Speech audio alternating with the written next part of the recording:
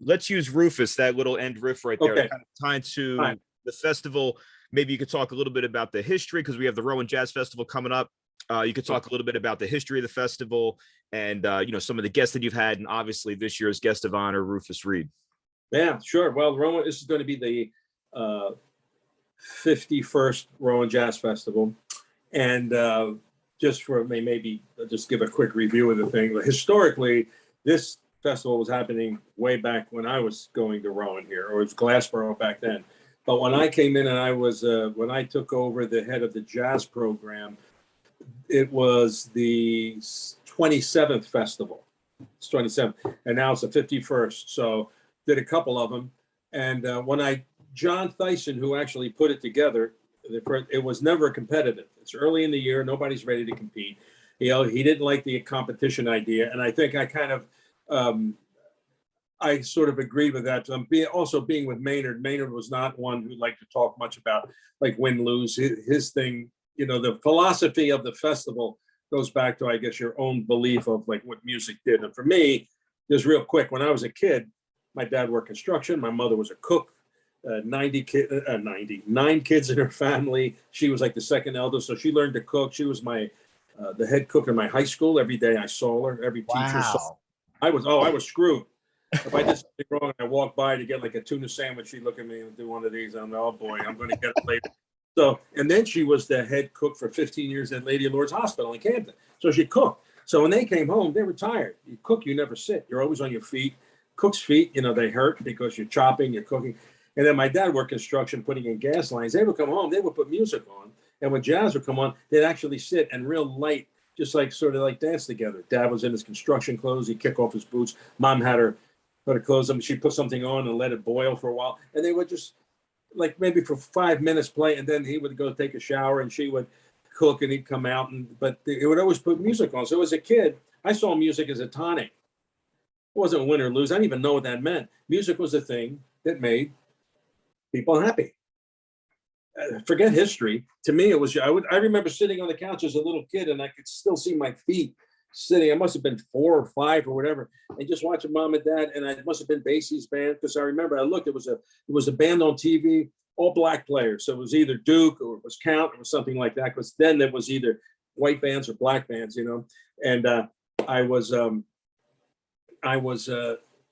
I remember hearing it, and for some reason, I kind of remember Satin Doll, even though I wouldn't even know. But it came on. Dad was tired, everything. It was winter time. He had those long insulated underwear, and I remember watching it. And I just knew. I didn't tell myself this is what it is. It was just all one thing. Jazz was this great thing that did this to you. That was it. It spread joy. It made the hard work of what they both did. It just like neutralized it. It was like emotional baking soda to the day. It just cooled everything, right? So that's how I viewed it. And so for me, it was always that way. Music was that way. Emotional baking soda?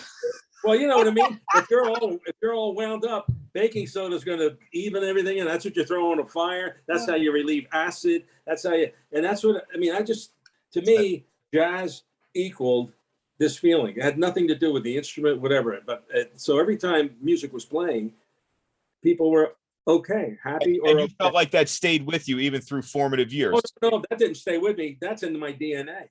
I didn't even know it stayed with me till years later when I was in high school and we had these competitions. Then I was like, competition, what do you mean? It's all great. And then, I was with Ray Wiggins at Pennsauken, and we won some, we lost some, but you got to meet there. That's where I met like Wendell Hobbs and Tony Salicandra, because we would all meet on these festivals, and who would win who. And I really, the win-lose thing, well, that was cool, but it was always just fun anyway. I never saw it as anything. Then went to Rowan, I went to Glassboro then, and I was part of this festival that I'm doing now, and it was never competitive, so that never entered into it. And then I went to Miami.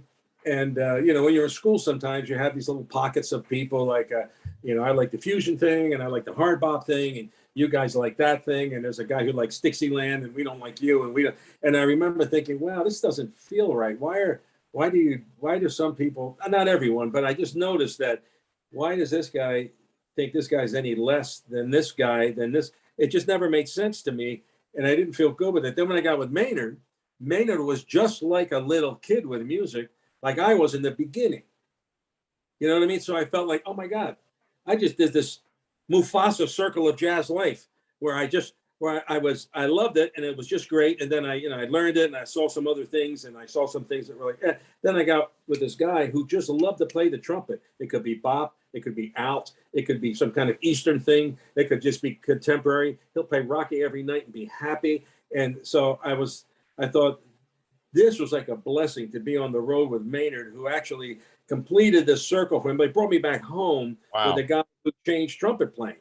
I mean, he wasn't known for he played great bop, but he didn't innovate in the bop area. He innovated for brass players. I mean, brass players, you mentioned his name, or if you listen to Titans, Bill Russo's Titans with Leonard Bernstein conducting. I thought that thing where he played with Kenton was off the hook, but look up Titans with Bill Russo, and it was Maynard with the New York Philharmonic, and Leonard Bernstein told Maynard's playing like a high, like a triple something.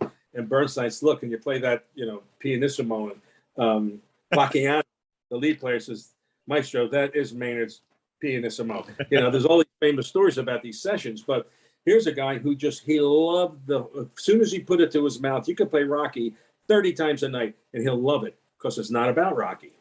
It's about playing the trumpet. So back to that thing we talked about before about making something like loving what you're doing, and then everything else is great because of it. You're not looking at you're not looking at the goal. You look at a goal, you either pass or fail on it. You look at the process, you win every time. So if Maynard loves playing the trumpet, and the more you get, the better you get, the more fun it is, then it becomes this just joy of everything. So you play Rocky every night. I don't care. It's not about Rocky.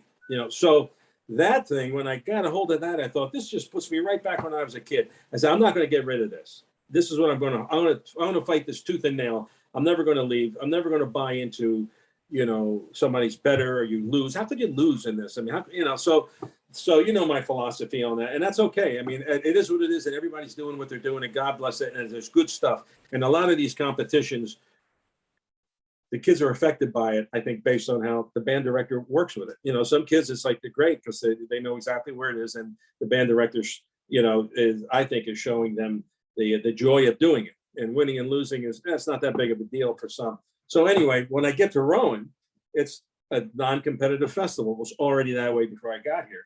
So I just figured I'm going to keep it this way.